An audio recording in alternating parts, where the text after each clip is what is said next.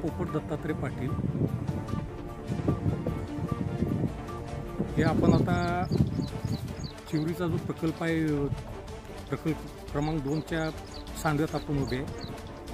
त्या सांडव्यामध्ये जयपाल सिंग बाईस या शेतकऱ्यानं अतिक्रमण करून पूर्ण सांडव्यामध्ये घर बांधलेलं। घर बांधल्यामुळं जर उद्या पाऊस पडला, मोठा पाऊस पडला, तर ते सांडव्याचं पाणी इथं अडून मागं डॅमला प्रेशर येऊ शकतं आणि डॅमला प्रेशर आल्यामुळे ते डॅम फुटून शेकडो माणसाचा मृत्यू होऊ शकतो, जनावरांचा मृत्यू होऊ शकतो, शेताचं नुकसान होऊ शकतं, हे सगळं गावाचं सगळं नुकसान होऊ शकतं। त्यासाठी मी असिस्टंट इंजिनियर नळदुर्गला एक अर्ज दिला होता की तुम्ही येऊन अतिक्रमण बघून हे अतिक्रमण हटवावं म्हणून। त्याच्यानंतर त्यांनी भेट दिली। भेट दिल्यानंतर त्यांनी त्या अतिक्रमणात येते असं रिपोर्ट दिला।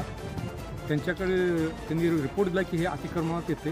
शेतकऱ्याला नोटीस पाठवली अतिक्रमण काढा म्हणून, पण आत्तापर्यंत शेतकऱ्यांनी अतिक्रमण काढलेलं नाही।